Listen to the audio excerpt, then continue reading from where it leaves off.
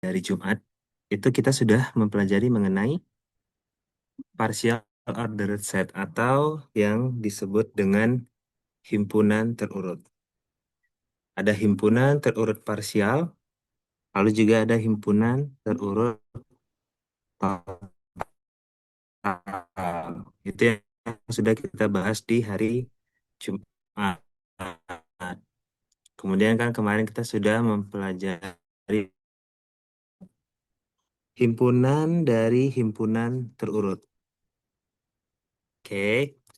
Nah, di sini secara definisi, misalkan sebuah hubungan R mendefinisikan sebuah urutan parsial dalam sebuah himpunan A, yakni misalkan AR, di mana di sini A itu adalah himpunan terurut parsial dan R adalah relasi dari setiap anggotanya. Misalkan ada sebuah himpunan B adalah sebuah subset dari himpunan A. Maka urutan parsial R dalam A akan menginduksi sebuah urutan parsial R inverse dalam B dengan cara alami yang berikut. Di mana jika A, B elemen dari B, maka pasangan dari A, B itu adalah anggota dari relasi inverse. Nah, di sini mungkin agak sedikit sulit ya kalau misalnya kita memahaminya dari kalimat. Nah, tapi dari saya pribadi, kenapa saya suka memulai dari kalimat? Karena kita di matematika itu tidak hanya diminta untuk bisa menyelesaikan sesuatu berdasarkan teorema atau berdasarkan rumus-rumus yang diberikan. Tapi kita harus bisa memahami maknanya. Apalagi kita matematika itu harus bisa membaca buku matematika. Oke, jadi makanya di sini kita mulainya dengan kalimat. Kemudian kita pahami kalimat-kalimat ini. Nah, setelah kita pahami, di sini mudah kita lihat contohnya. Misalkan W itu adalah suatu himpunan terurut, di mana diurut sebagai berikut. Jadi di sini ada diagram HC-nya. Nah, dari diagram HC ini kita lihat bahwa E itu memiliki hubungan dengan C dan juga memiliki hubungan dengan A. Kemudian D itu memiliki hubungan dengan C dan juga B, kemudian juga memiliki hubungan dengan A. Tetapi D dan E itu tidak bisa dibandingkan. Jadi relasinya tidak bisa menghubungkan antara D dengan E. Berarti ini dinamakan himpunan terurut parsial. Atau kalau kemarin kita ya kita minggu lalu itu kita sebut sebagai poset atau partial ordering set. Kemudian di sini kita punya V, di mana V itu anggotanya adalah A, D, E dengan urutan E ke A dan D ke A. Nah, ini adalah subset dari himpunan terurut W. Gimana caranya? Kita lihat. Kalau di V, itu E, dia punya hubungan atau ada relasi dengan A. Kita lihat di W. Itu juga ada ya. Ini dari E, dia ke C, kemudian ke A. Terpenuhi. Yang kedua, dari D ke A. Nah, di sini juga bisa ya, dari D ke B ke A, atau dari D ke C ke A. Nah, karena semuanya terpenuhi, maka V ini itu adalah subset dari himpunan terurut W.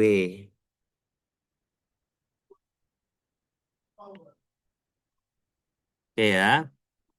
Jadi kalau untuk ngeceknya, kita cukup ngecek relasinya. Nah, tapi kita lihat, kalau seandainya V itu urutannya seperti ini, dari E ke D, dari A ke D. Nah, ini tidak sesuai dengan W. Oke. Nah, di mana dikatakan di sini kan dari E ke D. Sedangkan di W itu E dan D tidak bisa dibandingkan. Oke. Maka kalau urutannya seperti ini, yang di bawah, maka dia bukan subset dari himpunan terurut W. Jadi di sini kita bisa ngelihat ya, apakah dia itu himpunan, maaf, apakah dia itu subset atau bukan dengan menggunakan diagram HC. Sampai sini bagaimana? Ada yang ingin ditanyakan?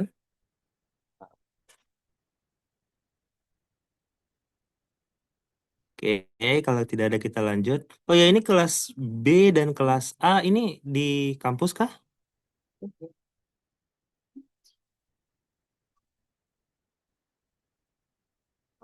Mas B masih di kampus, Pak. Di kampus, oke. Berarti nanti habis ini kita langsung ya di 614 ya. Kita lanjutin nanti di 614. Nah, sekarang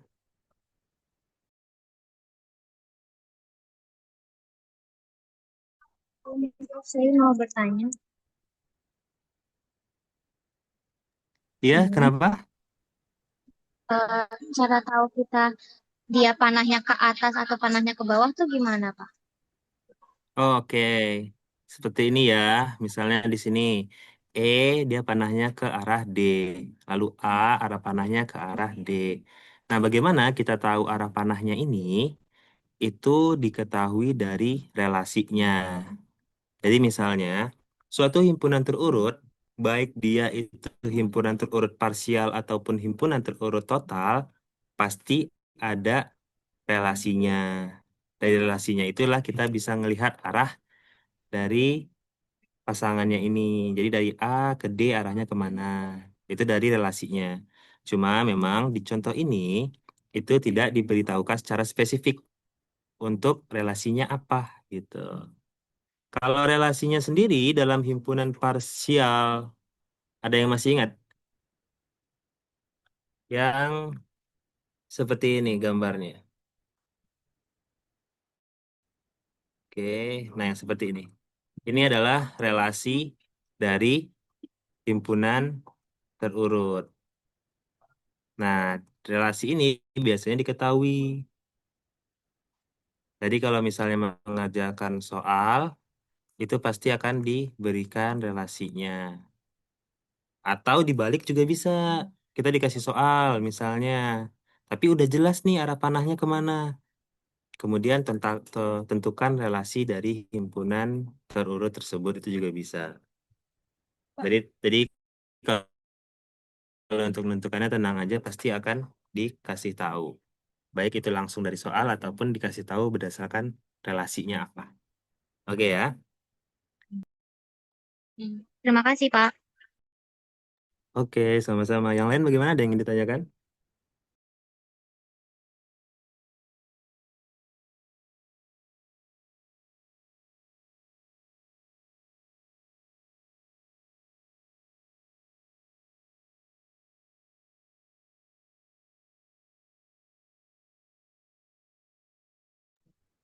Oke, jika tidak ada kita lanjut ya. Nah, selanjutnya itu adalah subset terurut total. Nah, subset terurut total ini misalkan adalah sebuah himpunan terurut parsial. Maka, seperti yang diperhatikan sebelumnya, urutan parsial dalam A akan menginduksi sebuah urutan parsial dalam tiap-tiap subset dari A. Setiap subset dari A itu pasti akan memiliki anggota-anggota atau elemen-elemen yang memiliki hubungan yang sama dengan relasi di A. Oke. Nah, beberapa di antara subset dari A itu akan terurut total. Nah, contohnya di sini. Misalkan N, yakni bilangan asli, diurut oleh X adalah sebuah kelipatan Y. Nah, di sini nih, ini adalah relasinya. Jadi diketahui di soal. Oke. Nah, maka N tidak terurut total. Karena 4 dan 7 tidak terbandingkan. Tetapi himpunan M yang anggotanya 2, 4, 8, hingga 2N, hingga tak hingga. Jadi dia adalah himpunan-himpunan bilangan genap. Nah, himpunan bilangan genap itu dia terurut total. Jadi dia merupakan subset terurut total dari N. Kalau misalnya kita ingin tinjau dari diagram HC, itu contohnya seperti ini. Kita punya W, anggotanya adalah A, B, C, D, E. Nah, definisinya seperti ini. Oke, di mana di sini itu E ke C, lalu dari C itu bisa ke B atau bisa ke A. Itu juga dengan D, D-nya ke C, lalu bisa ke A atau ke B. Nah, setiap himpunan ACD, BD, BCE, ACE, dan AC itu adalah sebuah subsetnya. Dan itu subset terurut total. Contohnya kita ambil yang di sini ya, A, C, D.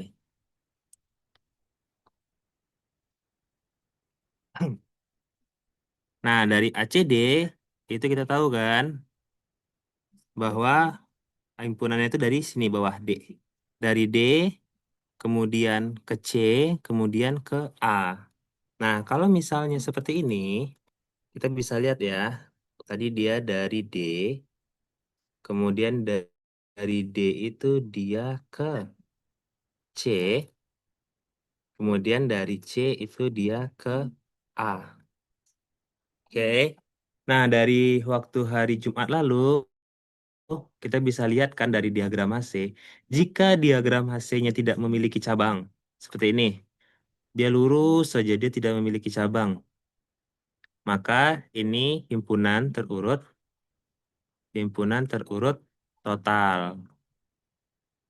Oke.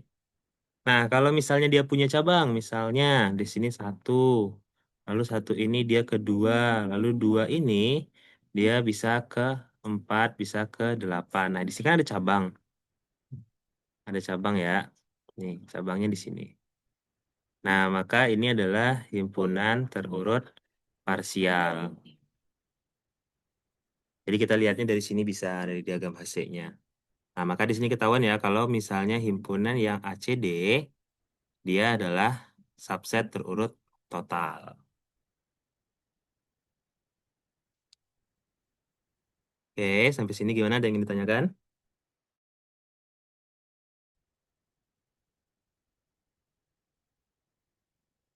Oke, jika tidak ada kita lanjut. Kita lanjut ke sini. Elemen pertama dan elemen.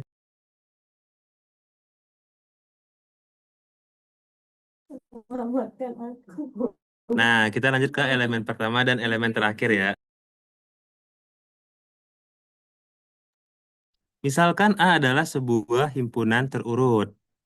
Elemen A, anggota dari himpunan A itu dinamakan elemen pertama dari A jika untuk tiap-tiap elemen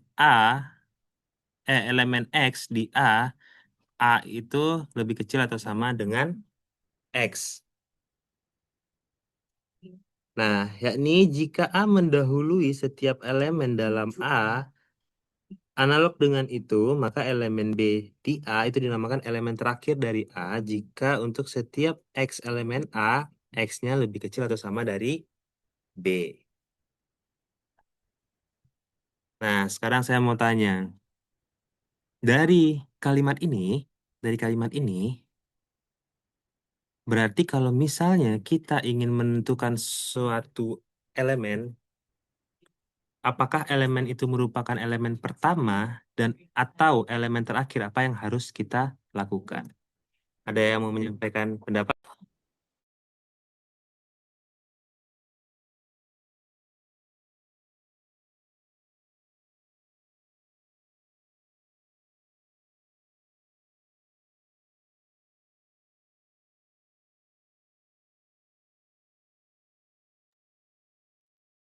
X-nya Kak, apakah dia lebih kecil atau lebih kecil? Lebih besar atau besar kecil? Kenapa? Kenapa? Maaf. Misalnya itu apakah dia himpun elemen itu dia lebih besar atau lebih kecil dari X? Kalau lebih kecil berarti kan dia elemen pertama. Kalau lebih besar dia elemen terakhir. Mungkin begitu, Pak. Oke. Yang lain bagaimana? Ada yang ingin menyampaikan pendapat?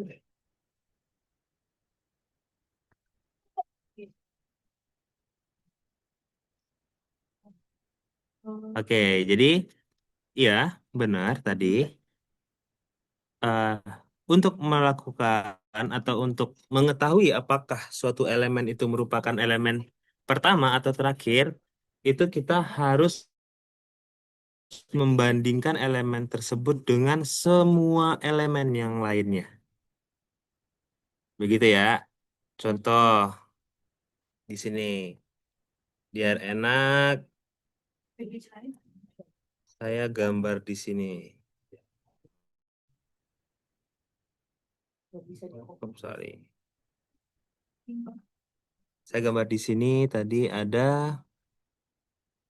A, B, C, D, E. Nah, ini tadi hubungannya ke sini dari D ke B, lalu D ke C, dan dari E ke A. Oke. Nah, sekarang kita mau lihat kita mau lihat elemen pertama dan elemen terakhir.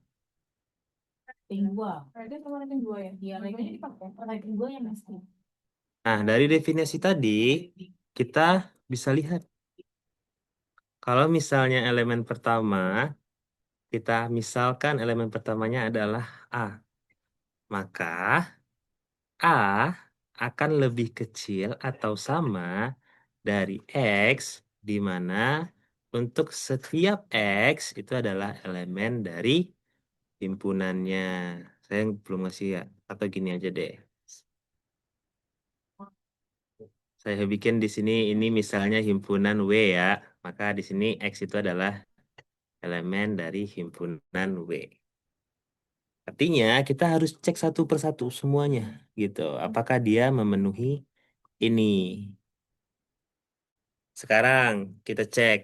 Kalau dari diagram HC untuk menentukan elemen pertama karena dia lebih kecil daripada semua elemennya, maka ada dua kemungkinan ya. Yang pertama D dan kemungkinan keduanya adalah E. Karena dari sini kita bisa lihat bahwa yang pertama E dia akan lebih kecil atau sama dengan C. Di sini ya, di sini arahnya ke sini. Nah, berarti arahnya di sini kita tahu bahwa E itu kecil sama dari C. Kemudian dari C itu arahnya ke A sini nih. Berarti kita juga bisa tahu bahwa E kecil sama dengan C. Oke. Oh, sorry, ini A. A. Oke. Nah, sekarang kita coba ke elemen yang lainnya. Contoh elemen yang ke D. Nah, E dengan D ini kan tidak bisa dibandingkan ya. Berarti karena dia tidak bisa dibandingkan, kita tidak bisa mengatakan bahwa E itu kecil sama dengan D. Nah, ini tidak bisa kita katakan karena dia tidak bisa dibandingkan. Ada satu yang gagal dari ini. Maka E dia bukan elemen pertama. Kemudian kemungkinan kedua D. D yang dari sini kita bisa bilang D kecil sama dengan C. Yang di sini kita bisa bilang D kecil sama dengan B. Nah, begitu juga karena di sini B-nya ke A, lalu C-nya juga ke A, maka bisa kita bilang D kecil sama dengan A. Tapi ada elemen lain, E, di mana D ke E itu juga tidak bisa dibandingkan. Maka ini juga tidak terpenuhi ya, tidak terpenuhi juga. Maka dari himpunan ini, elemen pertamanya itu tidak ada. Berarti dia tidak ada elemen pertama.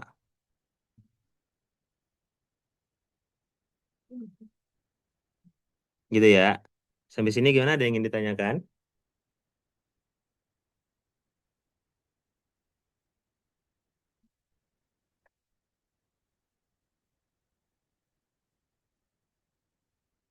Jika tidak ada, oke, kita lanjut. Sekarang untuk elemen terakhir. Oke. Nah, kalau elemen terakhir, Tadi di sini kita misalkan elemen terakhirnya itu B.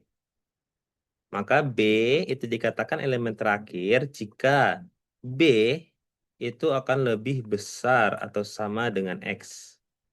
Atau dengan kata lain kalau di buku tadi dikatakan bahwa X-nya itu lebih kecil atau sama dengan B.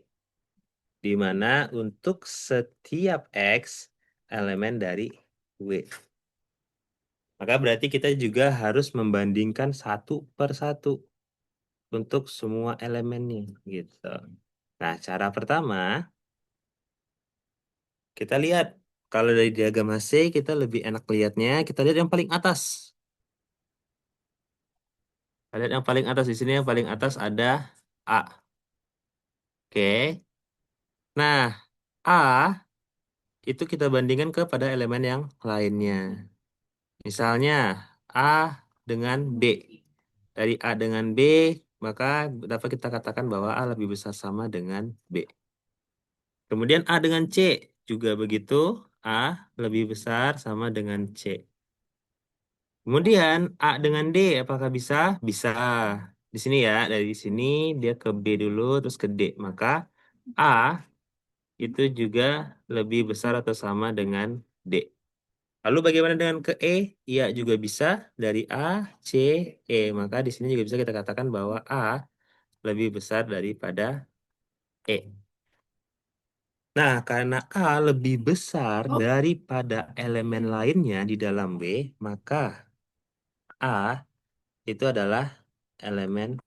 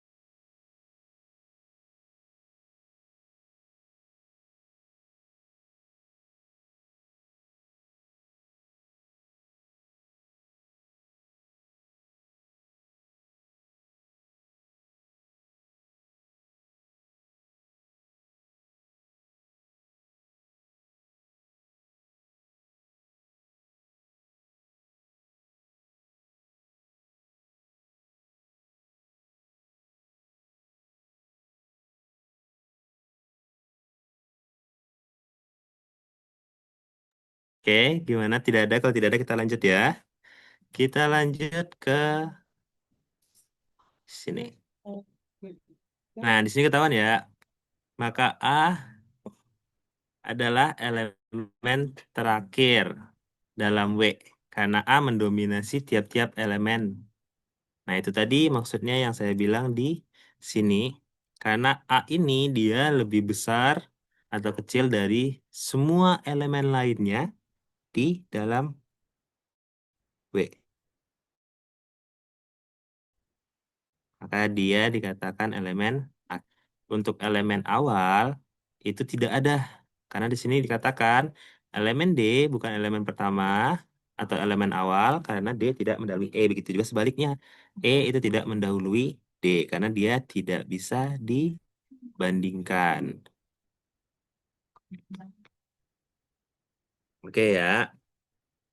Nah, di sini lihat untuk nomor 2, tinjaulah N yakni bilangan asli dalam urut alami. Berarti kan 1, 2, 3, 4 seterusnya.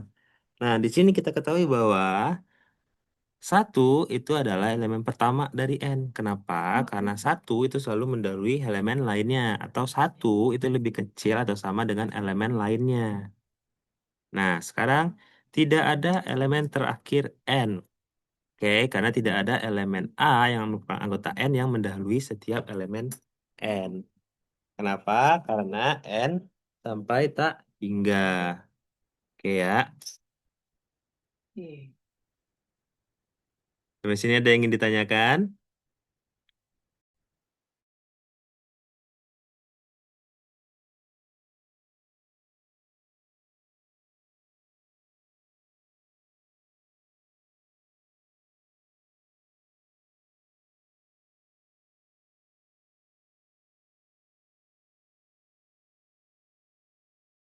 Bapak, maaf izin bertanya. Iya, silakan. Eh, Bukan yang bagian ini sih, tapi yang bagian himpunan total. Himpunan total oh ya, boleh, silakan. Di himpunan total kan tadi kan ada yang terurut tuh ACD, terus ada BD. Nah, BD itu kan lompat ya, Pak. Ini BD ya. Nah, iya itu BD kan lompat. Boleh nggak, Pak? Nggak apa-apa. Nggak apa-apa, nggak apa-apa. Jadi, di di himpunan HC itu dia memang menggambarkannya itu secara terurut. Kita misalkan ya, di sini kita ambil gini ya, D, C, B. Oke, saya bikin di sini. Ambil di sini tadi ada D, C, B gini ya tadi ya bentuknya. Ini ke sini, kemudian ini ke sini. Nah, di diagram HC memang merepresentasikannya seperti ini. Tapi maksudnya apa? Maksudnya begini. Di sini D dengan C itu bisa dibandingkan. Berarti di sini ada pasangan. Pasangannya adalah D, C. Kemudian C dengan B itu juga bisa. Berarti di sini kita juga punya pasangan C, B. Lalu bagaimana dengan D, B? Nah, kalau seperti ini, dia juga merupakan pasangan atau dia juga bisa dibandingkan D dengan B. Nah, kalau misalnya kita lihat di sini, berarti kan D itu bisa dihubungkan langsung ke B. Tapi dalam diagram HC, panah ini itu dihilangkan, panah yang warna merah ya. Ini dihilangkan. Jadi dia panahnya itu dari D ke C, kemudian ke B. Nah, kalau seperti ini, itu berarti D itu juga bisa dihubungkan dengan B. Dia juga merupakan sebuah pasangan relasi yang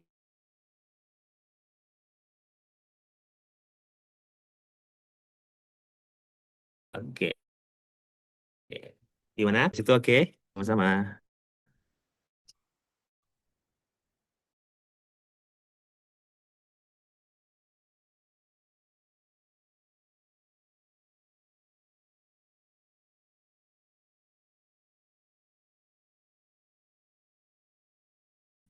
Oke, kita itu elemen pertama atau elemen terakhir.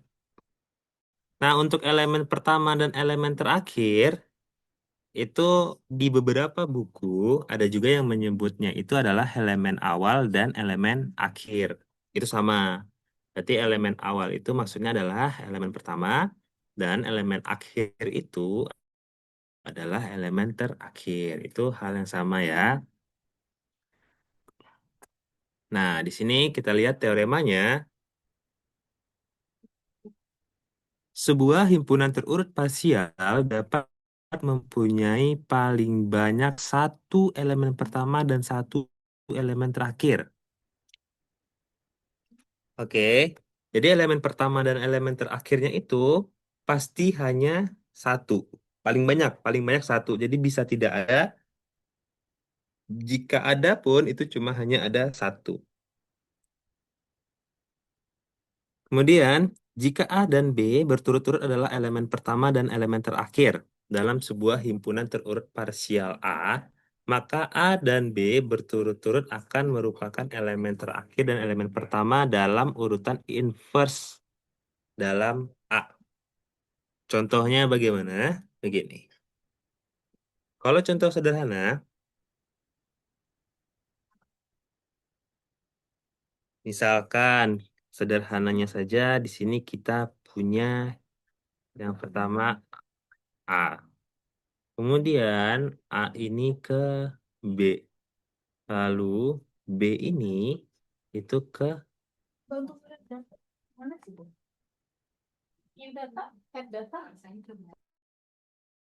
C.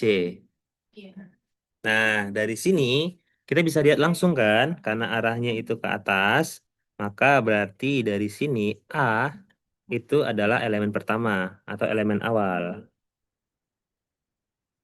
Dia adalah elemen pertama.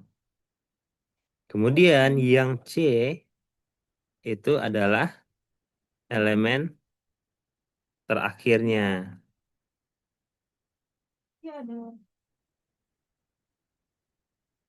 Nah, dari sini kita sudah kelihatan langsung ya. Nah, sekarang ini saya misalkan adalah himpunan A. Lalu kalau misalnya himpunan A inverse atau inverse-nya, yang dibalik itu adalah relasinya. Relasinya dibalik. Kalau misalnya di sini relasinya itu adalah kecil sama, yang artinya A kecil sama dengan B kecil sama dengan C, gitu. A kecil sama dengan C. Maka kalau di inverse-nya itu dibalik relasinya menjadi lebih besar sama. Maka di sini akan kita dapatkan C itu lebih besar atau sama dengan B, lebih besar atau sama dengan A. Itu adalah inverse-nya, dibalik relasinya. Nah, dari sini kelihatan ya, bahwa C-nya kalau di A merupakan elemen terakhir, maka di A inverse-nya dia adalah elemen pertama. Oke.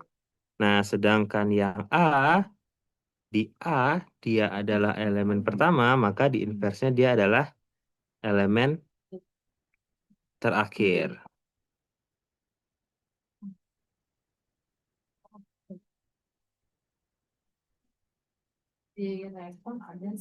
Nah, sampai sini bagaimana? Ada yang ingin ditanyakan?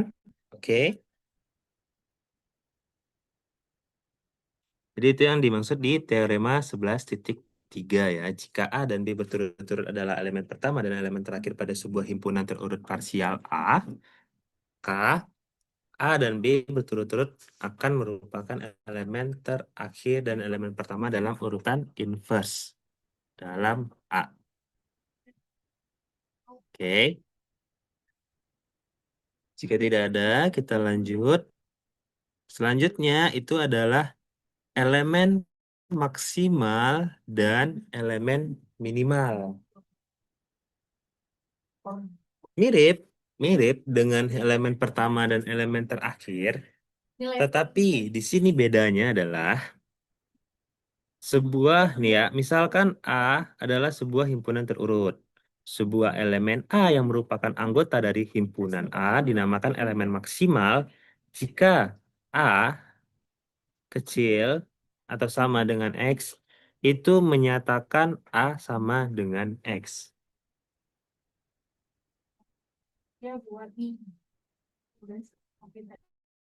Oke. Nah, artinya apa? Kalau dari kalimat ini saja, saya mau lihat. Misalnya gini. Misalkan A adalah sebuah himpunan terurut. Sebuah elemen A yang merupakan anggota dari himpunan A dinamakan elemen maksimal jika A kecil sama dengan X itu menyatakan bahwa A sama dengan X. Nah, itu artinya apa? Ada yang ingin pendapat? Silahkan.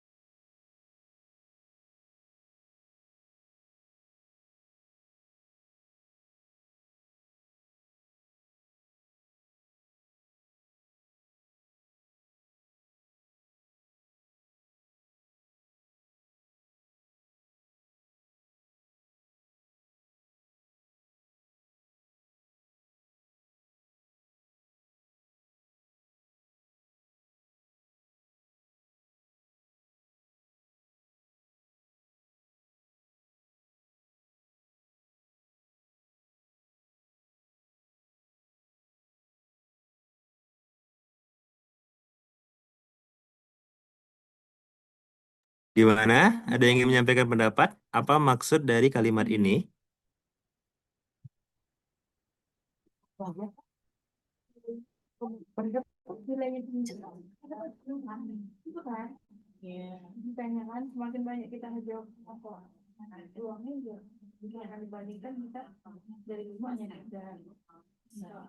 Kalau saya masih kurang paham, Pak. Masih kurang paham? Oke, gini ya, coba kita lihat lagi. Misalkan A adalah sebuah himpunan terurut. Oke, kita tahu ya himpunan terurut ya. Sebuah elemen A yang merupakan anggota dari himpunan A dinamakan elemen maksimal jika A kecil sama dengan X, itu menyatakan A sama dengan X. Oke, jika A kecil sama dengan X itu menyatakan A sama dengan X. Coba di sini kita cek.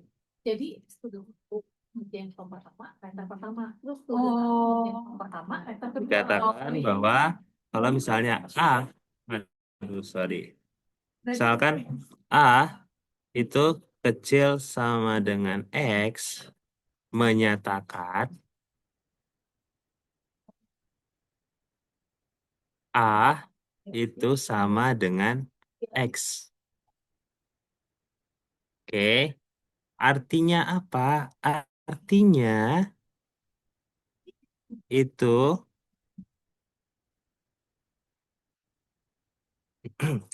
artinya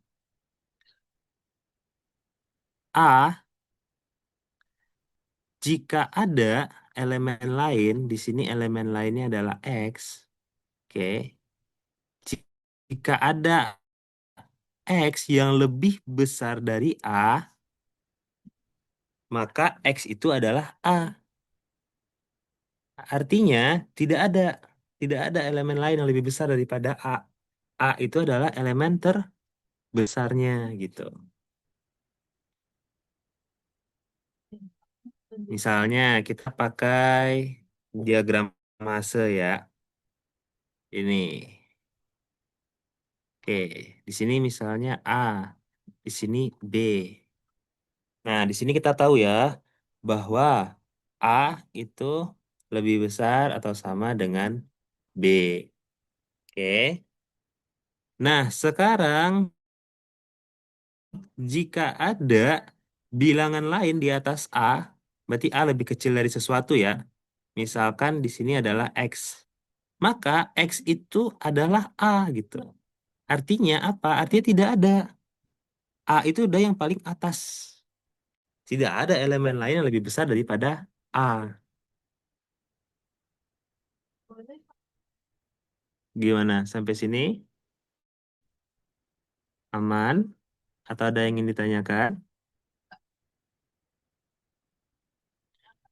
Aman ya?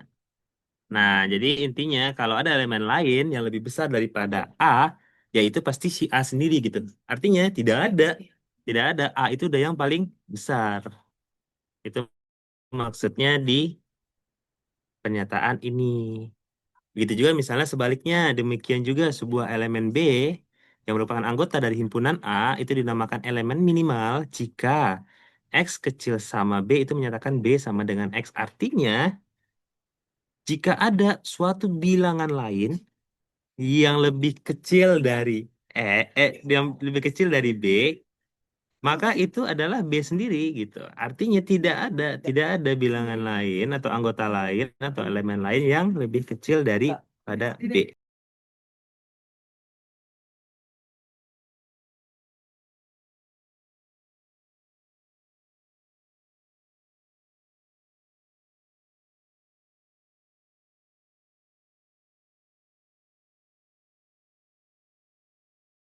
Dari sini gimana? Oke, aman ya? Atau ada yang ingin ditanyakan?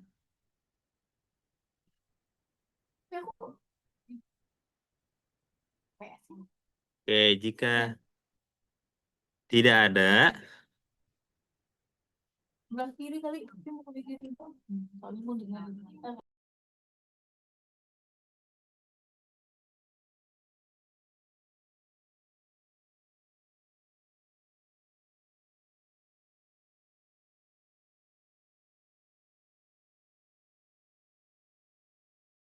Nah, di sini kita lihat contohnya ya. Contohnya masih sama dengan contoh sebelumnya waktu kita menentukan elemen pertama dan elemen terakhir. Nah, di sini kita lihat. Dari sini kelihatan ya bahwa di A itu tidak ada elemen lain yang lebih besar daripada A. Oke, tidak ada ya elemen lain yang lebih besar daripada A. Maka di sini jelas ya bahwa A itu adalah elemen maksimal. Kemudian bagaimana dengan elemen minimal? Nah, di sini kandidatnya ada dua ya. Yang pertama adalah D. Yang kedua adalah E. Oke. Nah, sekarang kita lihat. Apakah ada elemen lain yang lebih kecil daripada D? Tidak ada. Kemudian E. Kita lihat. Apakah ada elemen lain yang lebih kecil daripada E? Juga tidak ada. Maka D dan E itu adalah elemen minimalnya. Walaupun D dan E itu tidak dihubungkan oleh relasi, tidak masalah.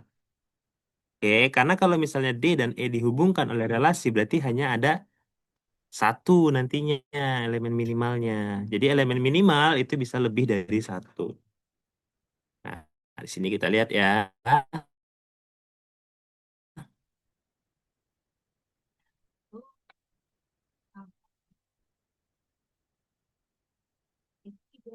Education ya. Nah, di sini lihat. D dan E itu adalah elemen minimal. Oke, karena tidak ada elemen lain yang lebih kecil daripada elemen D, ataupun tidak ada elemen lain yang lebih kecil daripada elemen E. Nah, jadi dua-duanya itu adalah elemen minimal. Jadi elemen minimal bisa lebih dari satu. Elemen maksimalnya, elemen A itu adalah elemen maksimal. Karena tidak ada elemen lain yang lebih besar daripada A. Ya, silakan. Ada yang raise hand, ada yang ingin bertanya? Berarti elemen minimal itu elemen yang awal ya, Pak, yang menunjuk orang, yang menunjuk bilangannya. Sedangkan yang maksimal itu yang ditunjuk ya, Pak. Ya, bisa dibilang seperti itu. Jadi kita melihat arah dari ininya kan, arah dari panahnya gitu ya. Nah, mana yang paling awal. Tapi ingat juga, elemen minimal itu belum tentu elemen awal ya. Karena di sini tadi kita tahu bahwa tidak ada ya elemen awalnya. Kenapa? Karena D dan E tidak bisa dibandingkan. Jadi bedanya seperti itu. Kalau elemen awal atau elemen akhir, atau kita sebut juga dengan elemen pertama atau elemen terakhir, itu harus bisa dibandingkan dia dengan semua elemen lainnya. Tapi kalau elemen minimal, tidak harus. Yang penting kita cukup lihat apakah ada elemen lain yang lebih kecil. Jika tidak ada, maka dialah elemen minimalnya. Begitu. Oke ya. Oke, Pak, terima kasih. Oke, sama-sama. Kita lanjut. Nah, ini bagaimana kalau bentuknya seperti ini? Ada yang mau kasih pendapat? Berarti di sini elemen maksimalnya apa, elemen minimalnya apa? Yang ini. Elemen minimalnya D dengan E, elemen maksimalnya A dan B. Nah, iya, benar. Jadi elemen minimalnya itu ada D dan E ya, karena tidak ada elemen lain yang lebih kecil daripada D dan E. Elemen maksimalnya itu A dengan B, karena tidak ada elemen lain yang lebih besar daripada A dan B. Oke, kita lanjut. Ini ada teoremanya. Teorema 11.4. Jika A adalah sebuah elemen pertama dalam A, maka A adalah sebuah elemen minimal dalam maaf. Jika A adalah sebuah elemen pertama dalam A, maka A adalah sebuah elemen minimal dalam A dan A satu-satunya elemen minimal. Nah, ini maksudnya bagaimana? Kita bisa lihat ya. Kalau misalnya bentuknya seperti ini, D dan E-nya itu adalah elemen minimal. Dia ada dua. Nah, kalau misalnya kita lihat bentuknya di sini, sorry. Lihat bentuknya di sini di himpunan A. Nah, di sini elemen pertamanya atau elemen awalnya kan hanya satu ya. Ada ya, A.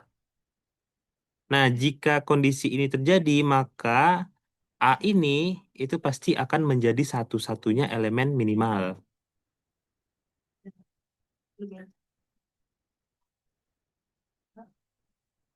Nah, begitu juga sebaliknya ya. Kemudian di sini sebaliknya, jika A adalah sebuah elemen terakhir dalam A, maka A sebuah elemen maksimal dan satu-satunya elemen maksimal.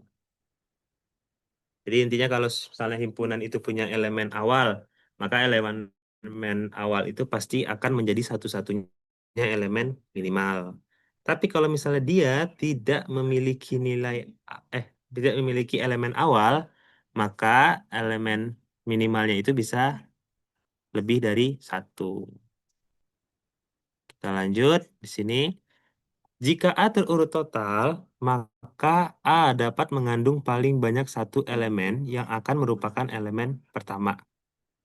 Benar ya, karena kita lihat kalau dia terurut total, maka diagram Hasse-nya itu tidak ada cabang. Maka jelas, itu elemen minimalnya pasti satu dan elemen pertamanya juga ada satu. Itu juga sebaliknya. Kemudian di sini, tiap-tiap himpunan terurut parsial yang berhingga mempunyai paling sedikit satu elemen maksimal dan paling sedikit satu elemen minimal. Jadi kalau misalnya himpunan terurut parsial, dia pasti memiliki elemen maksimal dan juga masih memiliki elemen minimal satu elemennya. Yang terakhir, sebuah himpunan terurut tak berhingga tidak perlu mempunyai suatu elemen maksimal maupun suatu elemen minimal, walaupun himpunan tersebut terurut total gitu ya. Ini kalau misalnya dia eh, berurut tak berhingga. Oke, sampai di sini ada yang ingin ditanyakan?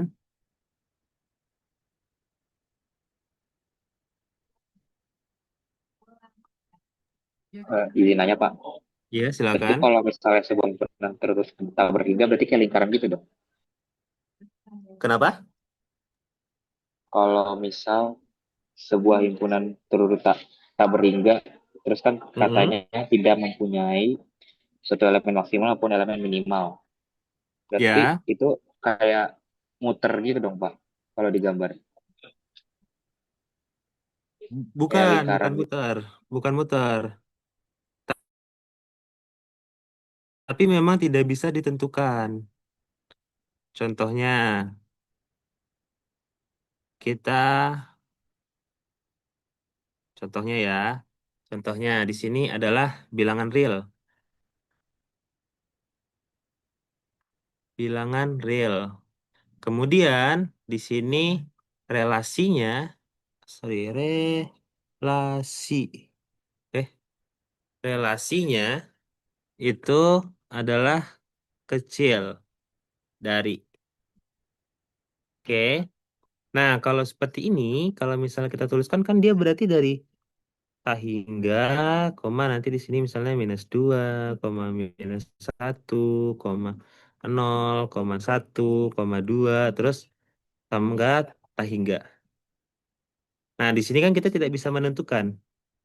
Kita tidak bisa menentukan elemen awalnya apa. Kita juga tidak bisa menentukan elemen akhirnya apa. Gitu. Itu maksudnya dari yang di sini. Himpunan terurut tak hingga tidak perlu mempunyai suatu elemen maksimal maupun elemen minimal, walaupun himpunan terurut total. Nah, di sini kan dia himpunan terurut total ya. Dia setiap elemennya itu memenuhi relasi. Tapi tidak bisa ditentukan elemen awalnya apa, elemen akhirnya apa gitu. Bagaimana? Pak, terima kasih Pak. Oke, sama-sama. Yang lain bagaimana? Aman? Ingin Izin ditanyakan? bertanya, Pak. Ya. Kalau misalnya bilangan asli bagaimana ya, Pak? Kan dimulainya dari satu. Oke. Kalau bilangan asli dimulai dari 1. Nah, cocok nih dengan contoh soal nomor 1 nih, mirip. Dia sampai tak hingga ya. Oke. Nah, coba dari A. Anggotanya adalah 2, 3, 4, 5, dan seterusnya. Lalu dia diurut oleh bilangan X membagi Y. Oke. Nah, di sini carilah semua elemen minimal. Yang B, carilah semua elemen maksimal. Mirip ya dengan pertanyaannya tadi siapa, maaf, Diva ya kalau nggak salah ya. Nah, kita lihat di sini. Jika P adalah sebuah bilangan prima, maka P membagi P. Oke, karena dia di sini relasinya adalah X membagi Y. Jadi kita harus melihat atau menilai berdasarkan relasinya. Karena 1 bukan elemen dari A, oke, maka semua bilangan prima adalah elemen minimal. Berarti elemen minimal artinya bisa banyak. Ya, elemen minimal kan bisa banyak tadi ya. Nah, di sini bilangan prima itu kan hanya bisa dibagi oleh 1 dan dirinya sendiri. Sedangkan 1 itu bukan merupakan anggota dari A. Maka semua bilangan prima itu adalah elemen minimal. Kalau misalnya dari pertanyaan tadi, kalau misalnya bilangan asli bagaimana? Mulainya dari 1. Kita lihat dari relasinya. Kalau misalnya relasinya lebih kecil dari, maka 1 kan? 1 adalah elemen minimalnya. Karena tidak ada elemen yang lebih kecil daripada elemen 1. Nah, oke. Nah, di sini tadi kan baru 1 kasus ya kalau yang di contoh soal. Ya, iya, kenapa?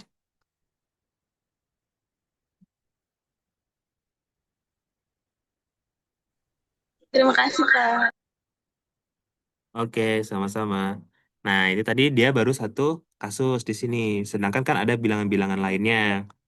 Nah, kalau misalnya dia bukan bilangan prima, maka ada sebuah bilangan B sehingga B membagi A, yakni B kecil sama dengan A, dan B tidak sama dengan A. Berarti akan selalu ada kan? Maka hanya bilangan prima lah yang merupakan elemen minimal. Elemen maksimalnya bagaimana? Elemen maksimalnya tidak ada elemen maksimal. Karena tidak bisa kita tentukan. Dia sampai tak hingga. Begitu juga dengan yang bilangan asli tadi. Himpunan maksimalnya bagaimana? Itu tidak bisa kita tentukan. Oke, dan kita bisa mengatakan tidak ada elemen maksimal. Nah, kita lanjut di sini. Coba contoh nomor 2. Misalkan B sama dengan 1, 2, 3, 4, 5. Diurutkan sebagai berikut. Jadi diurutkan seperti diagram HC ini. Carilah semua elemen minimal. B, carilah semua elemen maksimal. C, apakah B mempunyai elemen pertama? Dan D, apakah B mempunyai elemen terakhir? Nah, di sini ada yang mau jawab? Ada yang mau jawab? Silahkan. Apakah dia punya elemen elemen minimalnya apa? Elemen maksimalnya apa? Lalu apakah dia punya elemen pertama? Apakah dia punya elemen terakhir?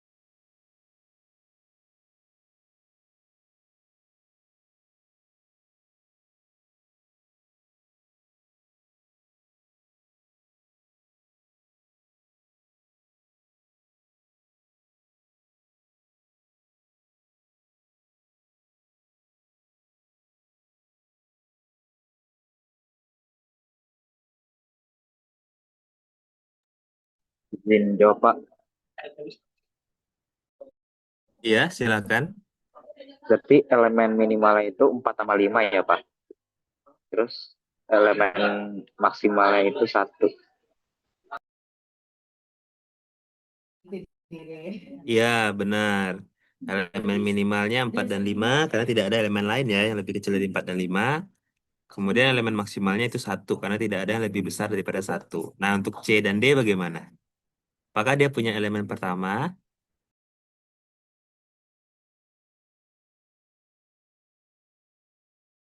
Kalau untuk elemen pertamanya itu nggak ada karena ada 4 sama 5.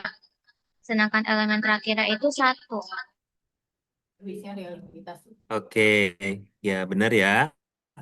Jadi untuk elemen pertama dia tidak ada. Kenapa? Karena 4 dan 5 itu tidak bisa dibandingkan.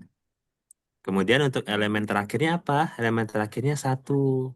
Kenapa? Karena elemen lainnya itu lebih kecil daripada 1 dan bisa dibandingkan dengan 1. Oke ya.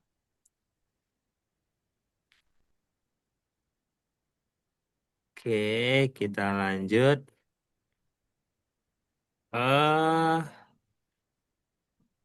Nah, coba nomor 4 ini. Misalkan B adalah 2, 3, 4, 5, 6, 8, 9, 10. Diurut oleh X adalah sebuah kelipatan dari Y. Nah, di sini carilah semua elemen maksimal dari B. Kedua, carilah semua elemen minimal dari B. Yang ketiga, apakah B mempunyai elemen pertama atau elemen terakhir?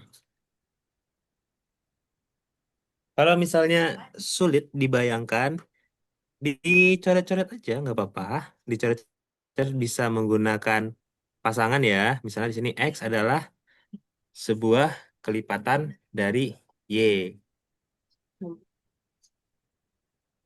Jadi coret-coret aja dulu, mungkin pakai diagram Hasse bisa. Tahu dengan pasangan berurutan juga bisa. Supaya bisa lebih kelihatan. Coba silakan, terus nanti coba sampaikan pendapatnya apa jawabannya ya.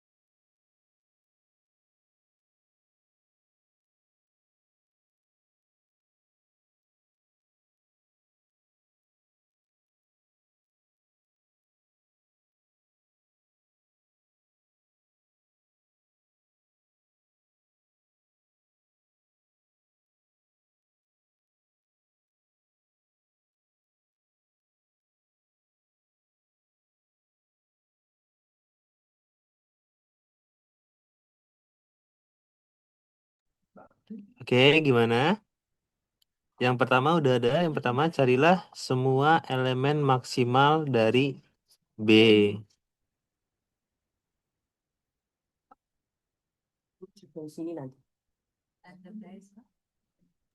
Ini berarti kalau elemen maksimalnya itu 2 sama ya 2 makasih Pak.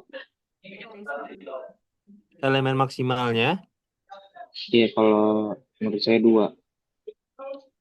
2. Kalau dari saya elemen Kalau maksimal itu 9, 10, Pak. 9, 10. Oke. Coba ya, kita cek sama-sama ya. 2, 3, 4, 5, 6, 8, 9, 10. Kita tulis di sini ya. Kita ada himpunannya, himpunan B. Himpunan B-nya adalah 2, 3, 4, 5, 6, 8, 9, 10. 6, 8, 9, 10. Kemudian relasinya itu adalah X adalah sebuah kelipatan dari Y. X adalah sebuah kelipatan dari Y.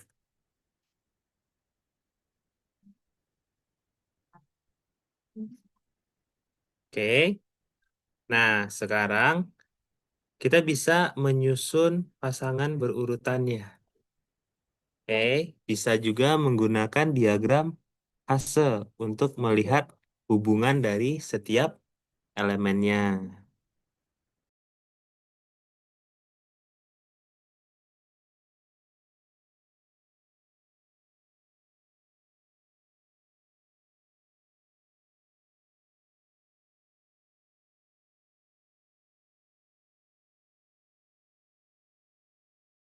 Ya, sebentar ya.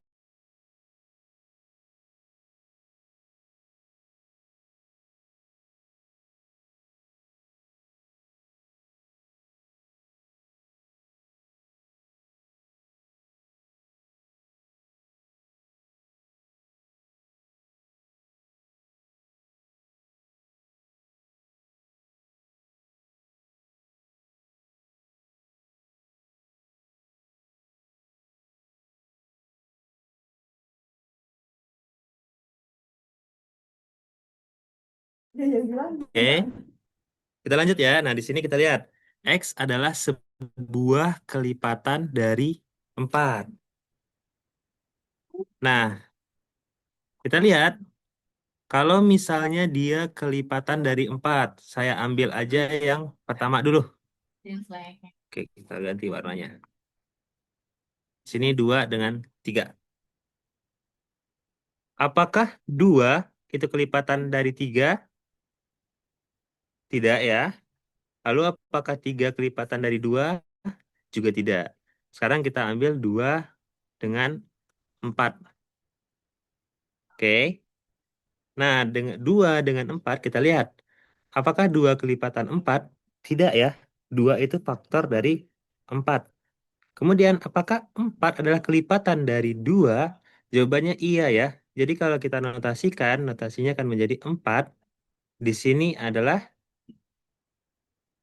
apa nih kemarin? Presek. Ya, saya lupa. Presek. Nah ya gitu. Jadi 4 presek dari 2. Oke. Nah, berarti dari sini kita bisa gambar diagram HC-nya menjadi, kalau mau gambar dari atas itu bisa, gambar dari bawah itu juga bisa, tergantung kebiasaan masing-masing, tidak masalah. Kalau misalnya kita lihat, kalau misalnya dari bawah ya, dari bawah misalnya paling besarnya itu adalah 10. Nah, 10 kita bandingkan dengan 9. Bisa tidak? Tidak bisa. Kita lanjut. Nah, sekarang selanjutnya adalah 8. Apakah bisa dibandingkan 10, 9, 8? Tidak bisa juga. Berarti 8. Kemudian 6. Apakah 6 ini bisa dibandingkan dengan 8, 9, 10? Tidak bisa juga ya. Jadi kita buat di sini 6. Dia bukan kelipatan. 5. Nah, 5 ini itu bisa kita bandingkan dengan 10 ya. Karena 10 adalah kelipatan dari 5. Maka di sini kita bisa bandingkan dengan 5. Kemudian 4.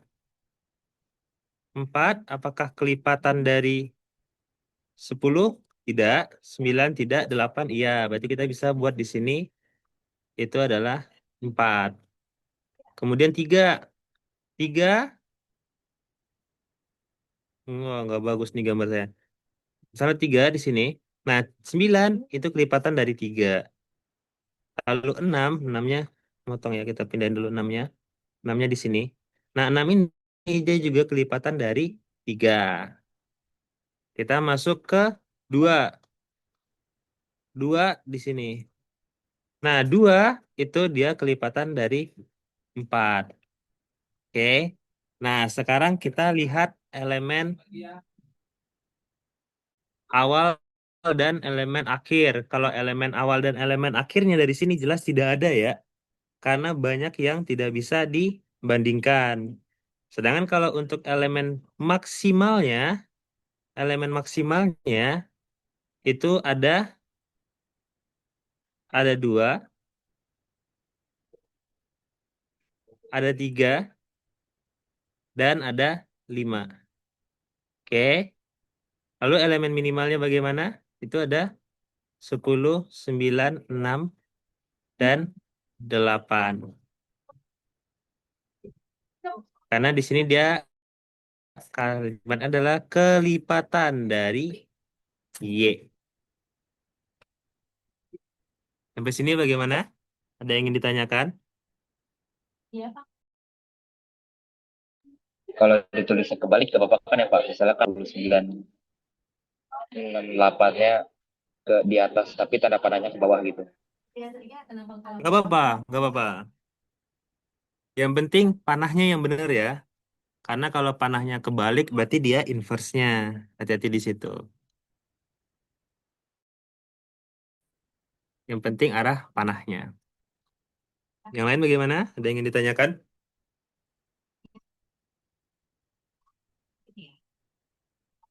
Oke, jika tidak ada kita lanjut. ya, biasanya kalau saya Nah, ini ya. Jadi elemen-elemen maksimalnya adalah 3, 2, 5. Elemen-elemen minimalnya adalah 9, 6, 8, 10. Tidak ada elemen pertama dan tidak ada elemen terakhir. Kelihatan ya dari diagram HC tadi. Nah, sekarang kita masuk ke batas atas dan batas bawah. masalah kalau kalian Nah, untuk batas atas dan batas bawah, kita lihat, misalkan B adalah sebuah subset dari sebuah himpunan terurut parsial A. Sebuah elemen M dalam A itu dinyatakan sebuah batas bawah dari B. Untuk setiap X di B, itu M kecil sama dengan X. oh ya. Oke. Dari sini bagaimana? Dari kalimatnya, misalkan B adalah sebuah subset dari sebuah himpunan terurut parsial A. Nah, sebuah elemen M dalam A itu dinyatakan batas bawah dari B jika untuk setiap X itu M kecil sama dengan B. Kalau misalnya kita lihat dari contoh, misal saya punya suatu himpunan A, oke, di mana himpunan A ini anggotanya adalah A, B, C, D, E misalnya. Terus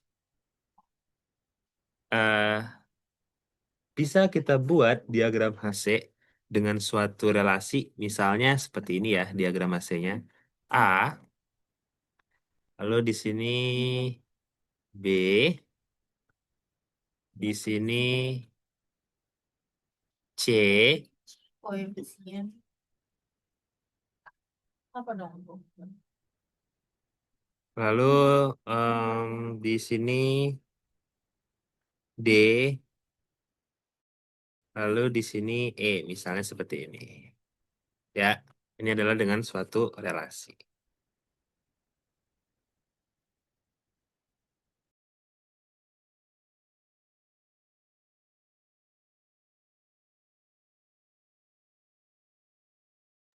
Nah, sekarang dari sini, misalnya saya punya himpunan lain, saya tulis di sini, himpunan lain itu adalah B, di mana B ini anggotanya itu adalah B, C. B dan C. Dan B itu adalah subset dari A. Oke ya. Nah, sekarang dikatakan, misal ada suatu M, nah kita lihat ini, nih, misal ada suatu M dalam A gitu ya. Berarti ada M yang merupakan elemen dari A, oke, memenuhi M itu lebih kecil atau sama dengan X, di mana untuk setiap X yang merupakan elemen di B. Jika dia memenuhi ini, maka M itu adalah batas bawah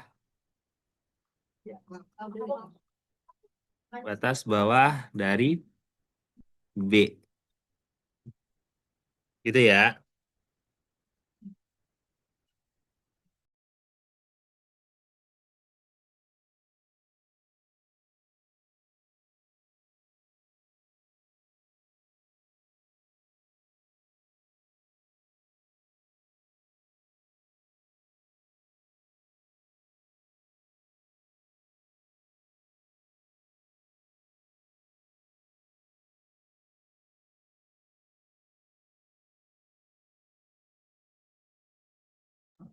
Oke, maaf ya, kita lanjut. Nah, berarti di sini kita bisa lihat bahwa untuk himpunan B itu di bagian ini ya. Sini ya, nih. Ini adalah himpunan B-nya. Nah, di sini kelihatan ya bahwa B-nya adalah subset dari A. Nah, untuk batas bawah, tentu kita melihatnya dari bagian bawah ya. Misalnya, kita lihat dulu A. Kita lihat dulu A. Apakah A ini kecil sama dengan X untuk setiap X elemen B? Kalau hanya kecil dari iya, oke. A itu kecil dari C. Lalu juga dikecil dari B. Berarti A termasuk. Lalu bagaimana dengan E? Ya, sama juga. Dia juga memenuhi ini ya. Dia lebih kecil dari semua elemen di B. Lalu bagaimana dengan C? Memenuhi juga ya. Karena dia kecil sama dari semua elemen B.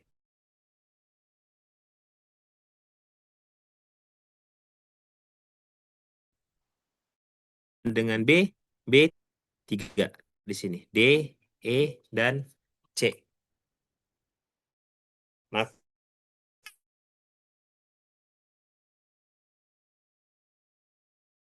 D, E, dan C ini, oke, kita lihat contohnya.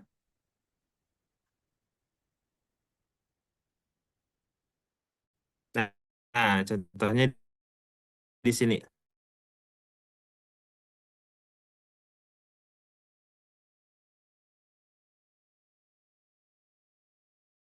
Di sini kita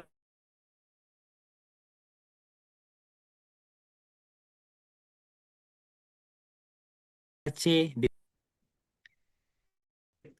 dengan gambar saya ya, atas.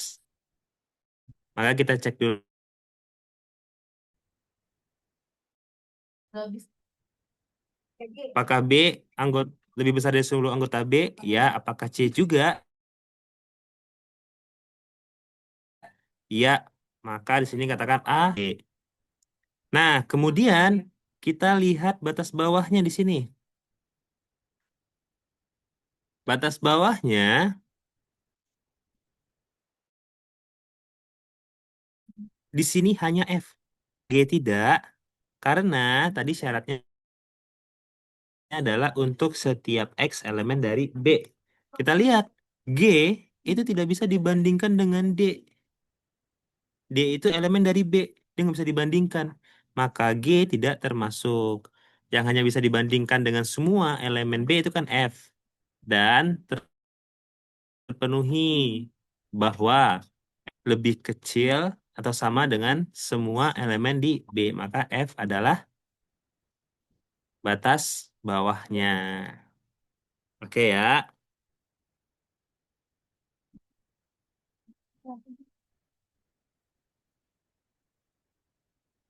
Sampai sini ada yang ingin ditanyakan?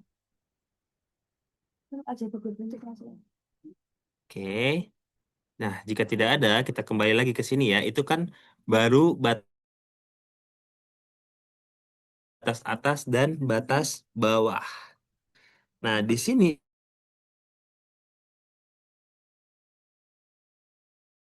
namanya batas atas terbesar. Maaf, salah ya. Batas bawah terbesar. Dan juga ada namanya batas atas terkecil. Kita coba satu-satu. Yang pertama itu adalah batas bawah terbesarnya. Batas bawah terbesar itu biasanya dikatakan infimum dari B atau dinyatakan inf B. Nah, secara umum B mempunyai satu atau banyak atau tidak ada batas bawah. Oh, betul ya, karena tadi kita bisa menemukan lebih dari satu batas bawah. Oke. Nah, sekarang kita punya banyak batas bawahnya. Batas bawah terbesarnya tentu hanya satu ya. Dia yang terbesar. Oke, begitu juga dengan batas atas terkecil. Batas atas bisa banyak, tapi batas atas terkecilnya cuma satu. Oke. Nah, sekarang di sini kita kembali ke sini. Tadi kan kita punya, kalau kita tahu bahwa A, B, dan C itu adalah batas atas dari B. Lihat nih, A, B, C itu adalah batas atas terbesar. Dia adalah batas atas dari B. Nah, sekarang bagaimana kalau untuk batas atas terkecilnya? Ya, kita cukup lihat dari A, B, dan C. Nah, di sini mana yang paling terkecil? Yang paling terkecilnya adalah C. Maka dia adalah batas atas terkecil. Kemudian untuk batas bawah terbesar. Batas bawah terbesarnya yang mana? Tadi kan kita cuma punya F batas bawahnya. Satu batas bawah. Oke. Sampai situ bagaimana? Ada yang ingin ditanyakan?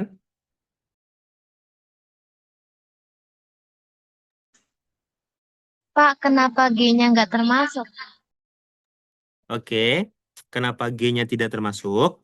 Karena kita tahu bahwa definisinya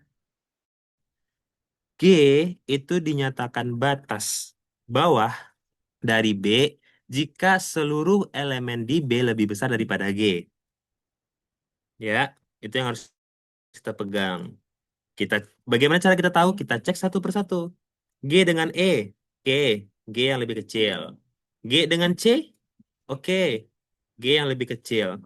Tapi G dengan D,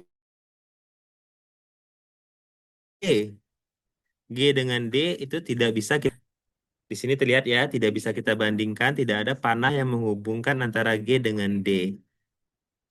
Maka tadi persamaan ini tidak terpenuhi untuk, oh maaf ini persamaan ini itu tidak terpenuhi, jadi bisa dibanding tidak. termasuk. Gimana? Oh ya, Pak, terima kasih. Oke, sama-sama. Yang lain bagaimana? Izin bertanya, Mbak. Iya, silakan. Itu G-nya nggak dihubungin sama si F, Pak. G-nya jawabannya tidak. Kenapa? Karena kalau untuk menentukan batas bawah, itu kita hanya menghubungkannya dengan elemen dari B aja. Sedangkan F itu bukan merupakan elemen dari B. Ya, jadi kita di sini kan tahu bahwa B itu adalah subset dari V. Nah, kita mau cari batas bawah dari B gitu. Nah, untuk menentukan batas bawah dari B, kita cukup membandingkan dia dengan seluruh elemen di B saja. Begini. Nah, di B kan tidak ada F ya. Jadi tidak perlu dibandingkan. Yang ada cuma C, D, dan E. Tapi ternyata dia tidak bisa dibandingkan dengan D. Maka G tidak termasuk batas bawah. Gimana? Oke? Baik, Pak. Terima kasih, Pak. Oke, sama-sama. Iya. Coba satu. Nah, coba yang nomor 4.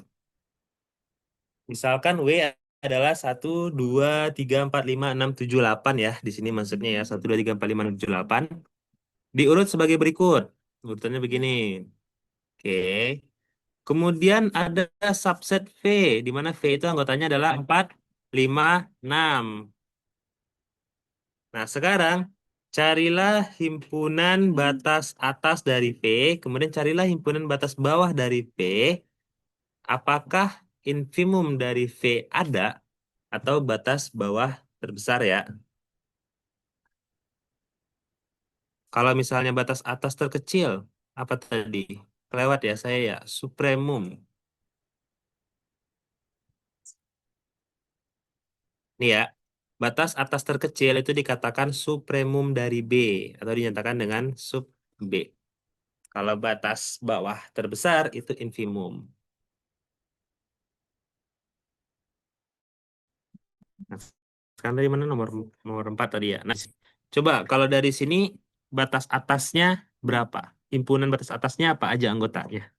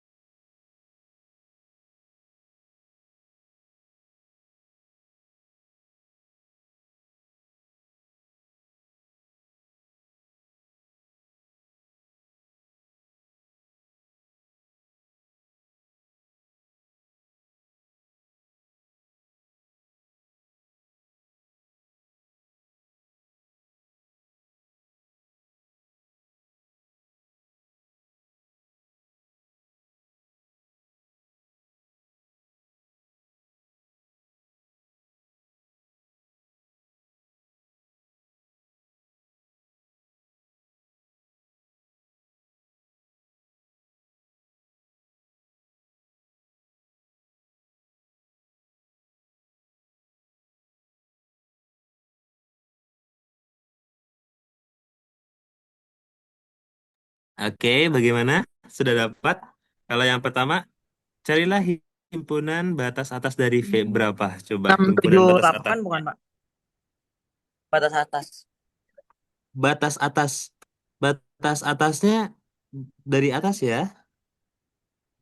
Oh, batas atas dari atas. Oh, berarti 1, 2, 3 gitu. Iya, benar. Dia batas atas ya. Jadi batas atasnya itu dilihat panahnya yang dari atas.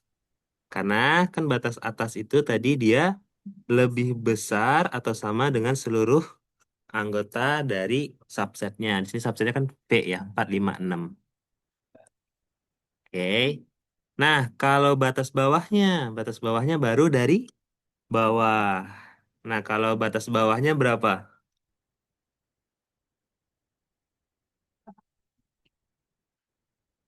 8. Kira-kira batas 8.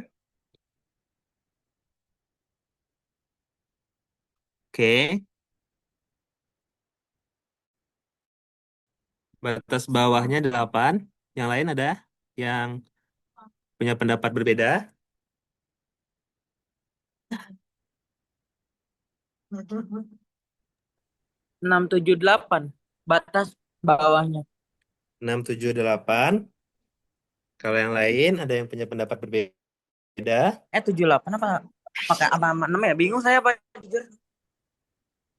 Oke, jadi kalau batas bawahnya di sini kita cek itu adalah seluruh elemen di A yang memenuhi kecil sama dengan X, di mana X adalah seluruh elemen dari P. Nah, yang bisa dihubungkan di sini hanyalah 8 dan 6. Kita cek satu persatu. 6 lebih kecil sama dengan 6? Iya. 6 lebih kecil sama dengan 4? Iya. 6 lebih kecil sama dengan 5? Iya. 6 memenuhi ya. Selanjutnya 8.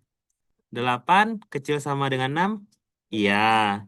8 kecil sama dengan 5? Iya. Ke sini ya, panahnya ke 6 dulu baru ke 5.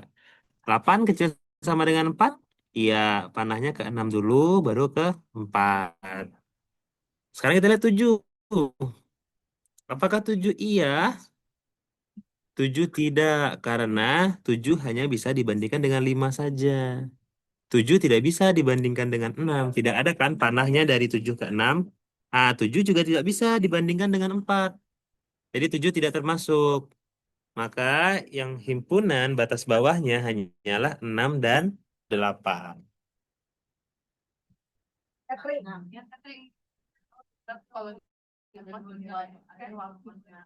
Oke, gimana? Aman?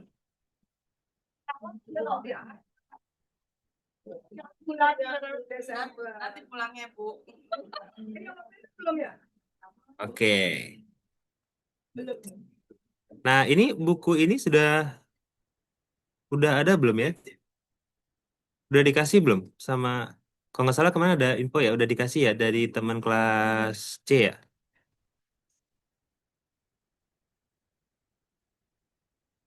Kalau udah, nah, nah, nah, kalau belum nanti minta aja ke saya kasih. Jadi ini bisa dipelajari, bahas-bahas lagi soalnya. Nah, ini di sini lengkap kok semua materi kita. Oke. Nah, nanti kita akan lanjut di jam berapa ya kita lanjut ya? Kalau jam 3 mepet ya, mau sholat dulu. Kita jam setengah 4.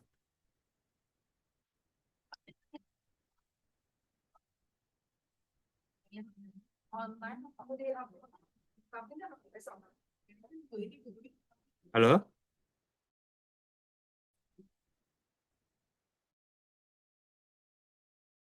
Bisa kedengaran?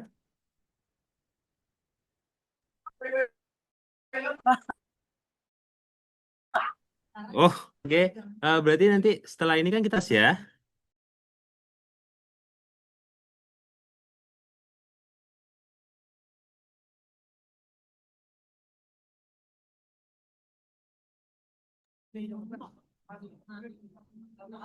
Halo? Suara saya kedengaran? Terdengar, Pak. Oke. Nah, ini untuk materi eh batas atas, batas bawah, elemen pertama, elemen terakhir, sama elemen maksimal dan minimal itu udah selesai ya. Nanti kita lanjut ke pembahasan selanjutnya. Nah, kita lanjutnya itu nanti di 6.14 ya. Nah, untuk jamnya bagaimana? Mau tetap jam 3 atau kita mundur. Karena jam 3 sholat dulu ya. Jadi bisa mundur mungkin setengah 4 atau gimana. Terserah saya ikut aja. Mau jam 3 Jam 3 aja, Pak. jam 3 aja. Oke, oke, boleh. Siap. Jam 3 ya. Oke, kalau gitu sesi ini saya akhiri dulu. Nanti kita lanjut lagi jam 3 ya. Saya akhiri. Assalamualaikum warahmatullahi wabarakatuh. Waalaikumsalam. Waalaikumsalam.